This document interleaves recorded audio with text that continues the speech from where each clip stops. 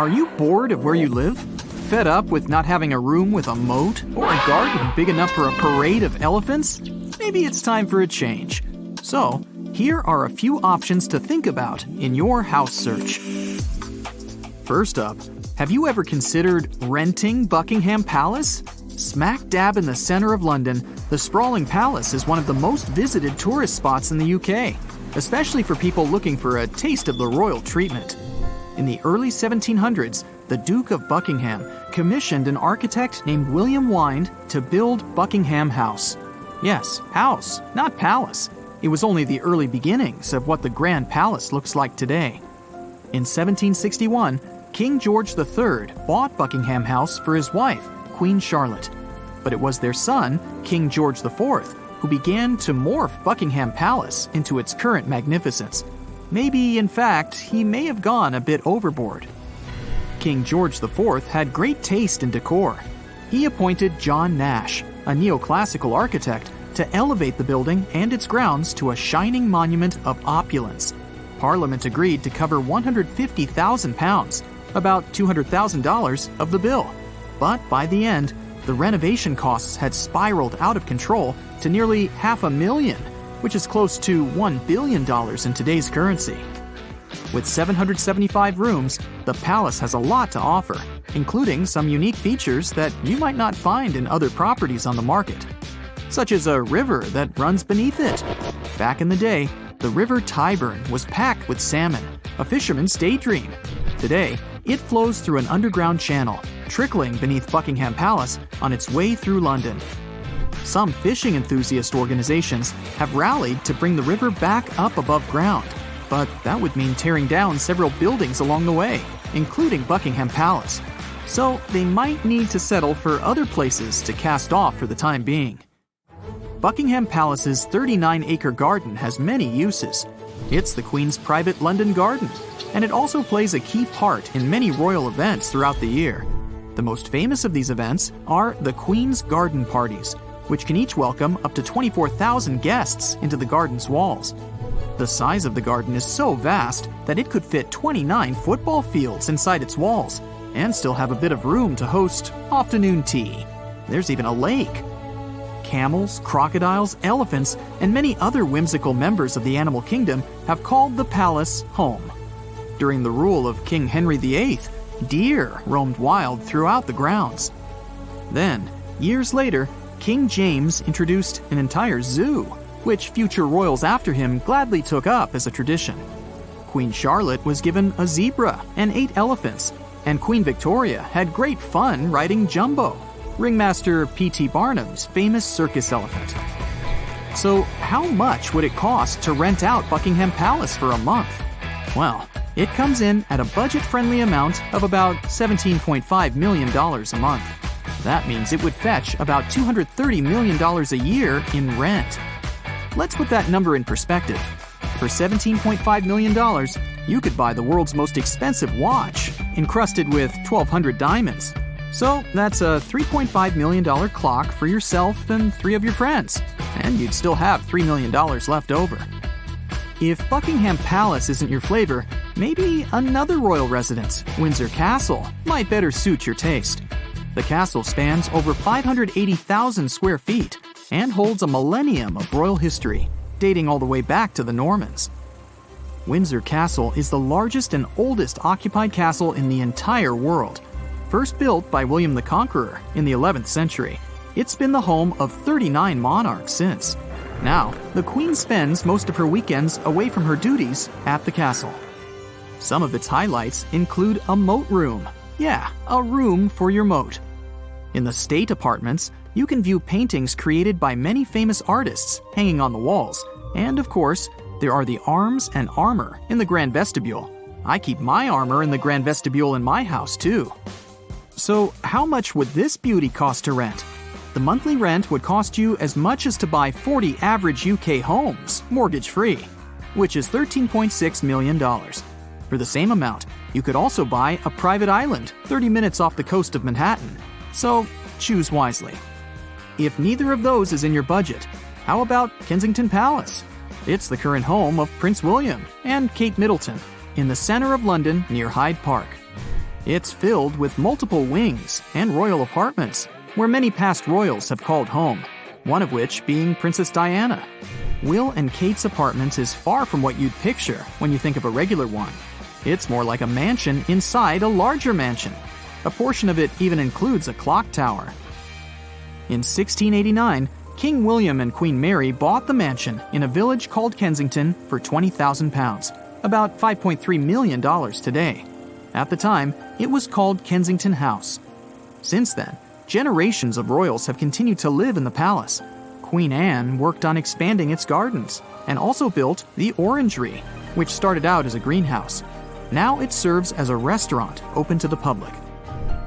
With a measly 20 rooms, it makes up for it with 30 acres of grounds.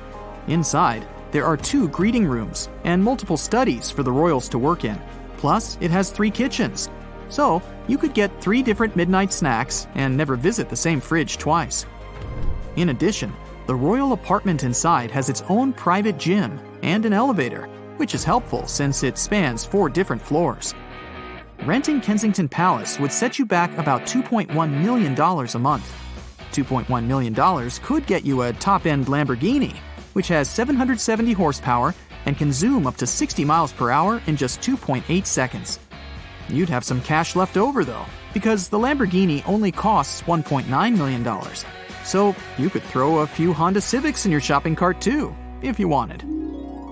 Sandringham House is the beloved country home away from home of Queen Elizabeth II.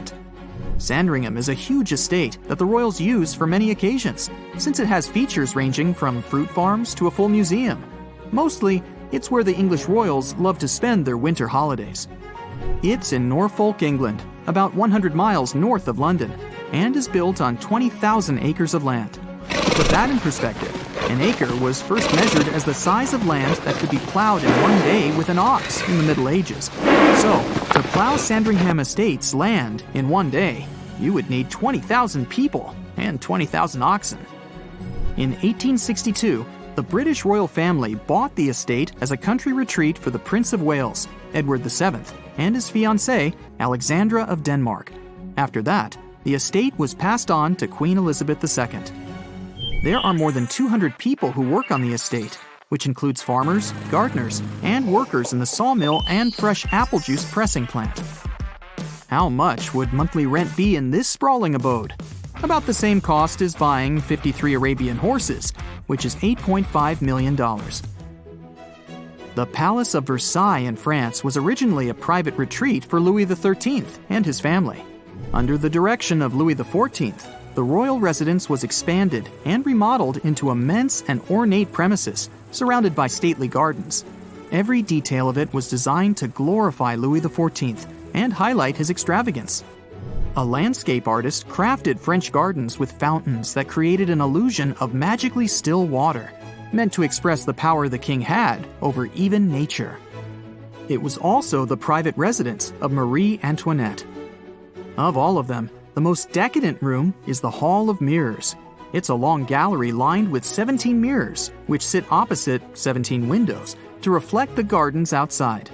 Opulent chandeliers gleam on the intricately painted ceiling, and the walls are built from white marble. How much does it cost to live like Marie Antoinette for a month?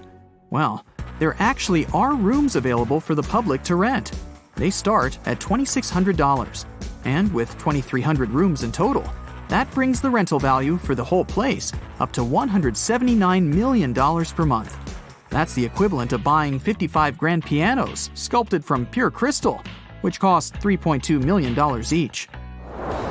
Okay, but really, did you know there are castles you can actually rent? There's a castle called Pete's Castle in Ireland, which was built over 600 years ago. Even though it has retained its original structure from the 1400s, in modern years, it's been renovated to make it a dream destination. But keep in mind, it's an actual ancient castle, so it's no Four Seasons. There are narrow staircases, and none of the rooms were designed for running water, meaning if you need the bathroom at 3 a.m., it's a chilly walk. It costs $145 per night, and it's open for anyone looking for a royally extravagant holiday to rent. If that's more in your budget range, I understand. We can't all have the money to buy 53 Arabian horses every month. That's it for today. So hey, if you pacified your curiosity, then give the video a like and share it with your friends. Or if you want more, just click on these videos and stay on the bright side. No matter how tired you are, you can't go to bed in Buckingham Palace if the Queen is still awake. Members of the royal family can only doze off after the Queen does. You can't take selfies with members of the royal family. The exact reasons for this ban are unknown. They can have a little conversation with you. They don't sign autographs, so nobody can forge the royal signature. Some superstars follow their example. Many people sell items with a celebrity signature for a high price. When the Queen gets up from a dinner table, everyone also has to stand up. This rule applies to members of the royal family as well. They also stand up when the Queen enters or leaves the room. The British royals are required to have natural hair color. They can't choose extravagant haircuts that can change their image. Their nails must always look perfect. The only nail polish that's allowed is pale pink. Their facial makeup has to be simple. It's forbidden to apply makeup in public. All descendants of the royal family must obtain the approval of the current monarch before proposing. This rule is in the Royal Marriages Act and has been in effect since 1772. Members of the royal family aren't allowed to eat shellfish. Dishes made out of it most often cause food poisoning. Currently, there are no strict rules of behavior when greeting the Queen, but some royal family members choose the traditional greeting. Men do a slight neck bow, and women curtsy. Such a formality is the rules of etiquette. Other people greet the Queen with a customary handshake, but only if she extends her hand. The royals should not accept gifts from individuals not personally known to them, so they don't put themselves under any obligation to the donor. They may receive flowers and foodstuff in reasonable amounts, copies of non-controversial books given by the author, and other items of small monetary value.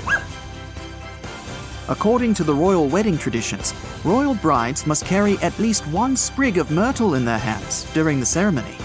Myrtle symbolizes hope and love, and every royal bride must add it to her bouquet. The royal family members also have to go through passport control. Of course, they don't stand in lines like other passengers, but they still must get the stamp on their passports. Everyone does it, except for the Queen. She doesn't need a passport because all passports in the country are issued on behalf of Her Majesty. When crossing any border, the Queen is only asked for her full name, address, nationality, and place of birth. The Queen doesn't have a driver's license either. She is the only person in the UK who can drive a car without license plates. It's forbidden for two heirs to fly on the same plane or ride the same train. This is necessary to protect the royal family. Family trips are also prohibited, but Queen Elizabeth sometimes makes exceptions and allows that. During any event, the Queen shakes hands with many people. To prevent catching any disease, she must always wear gloves. There's a rule for holding a cup of tea. The thumb and index finger should support the upper part of the handle. The middle finger should hold the lower part. The cup handle should always direct at 3 o'clock. The royal family lady should try drinking from the same place to avoid multiple lipstick stains on the edge of the cup. British royals are to master the art of the right handshake. The proper way to do it is to maintain eye contact and make 2 shakes. This is necessary not to maintain contact with people for too long and to show that royal family members treat everyone with equal respect. Every royal dinner is about following hundreds of rules and protocols. Seating of guests, the layout of cutlery, the proper serving dishes, following etiquette during meals, and much more. For example, according to etiquette, the Queen talks to the person on her right during the first course. When the second course is served, the Queen communicates with the guest on the left side. Members of the royal family should know and respect the customs, traditions, and rules of etiquette of the countries they visit. They are also always accompanied by a professional translator who helps in unclear situations. At any events at Buckingham Palace and beyond, women must take off their hats after 6 p.m. and wear tiaras. This rule applies only to married women. It's not a strict rule, but the royal family ladies are advised to stand and walk down the stairs, keeping their chin straight and parallel to the ground. As they descend the stairs, their hands should always be at their sides. One of the main rules during royal trips is to wear appropriate clothes. The royal family is forbidden to travel in simple, ordinary outfits, sneakers, hoodies, or jeans. They should always look perfect. That's why they wear strict business suits or dresses. It's also important that members of the royal family add elements of local culture to their outfits. For example, a maple leaf brooch on a trip to Canada. The Queen should wear bright outfits during her trips so that she can be seen from afar in a crowd. There are special assistants for outfits. They travel to countries weeks and even months in advance before the royal family visits. They plan what outfits to pick up for the royals, so they blend in with the local landscape and views. They check the patterns and colors of clothing so it wouldn't mean something bad and wouldn't be offensive to locals. The assistant finds out in advance which places the Queen will take off her shoes or where she may need a handkerchief. Her travel wardrobe is well planned to the smallest detail. There always has to be something black in the wardrobe during royal trips. If one of the members suddenly passes away, everyone should look appropriate as a sign of mourning. During trips to other cities and countries, members of the royal family can't spend time the way they want. Any visit consists of official meetings and dinners with senior government officials. There is about an hour left for walking and exploring local attractions. Every step of the royal figure is planned minute by minute, from lunch starting time to its ending, or when they need to get in a car, and so on. They get most of their rest time while moving from place to place. The royal family members must travel throughout Britain and the Commonwealth. In the past, it was necessary so the royals knew how ordinary people lived, and people needed to know what their rulers looked like. Since television and the internet appeared, the family's journey has been more symbolic. The visits demonstrate that the people are protected. Trips to other countries are often associated with a charity. Members of the royal family speak at conferences addressing the current global problems. They also establish and improve diplomatic relations. The people who organize these trips have a lot of responsibilities too. For example, a special assistant goes to all the countries that Her Majesty plans to visit, about 6 months before the start of the Queen's journey. In these countries, they study the local ways of life, culture, people's behavior, current problems, the political situation, and they designate dangerous places. Members of the royal family should have at least a little knowledge about the life of the country they're visiting. Talented assistants help them in this. A whole group of people with the head of a household and food management among them arrive at the countries the royals plan to visit in advance. They create an individual menu for each heir. They also instruct foreign chefs not to cook dishes with garlic and a huge amount of spices to prevent the royals from getting bad breath.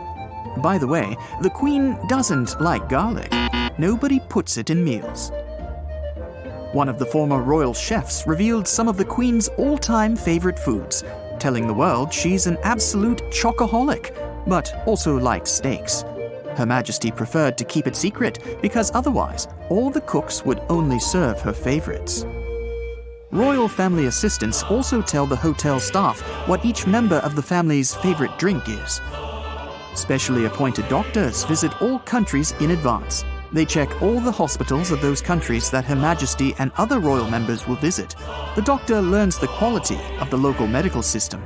They need to know where there can be a shortage of certain meds and bring them with them. A personal first aid kit for each family member is prepared for all occasions.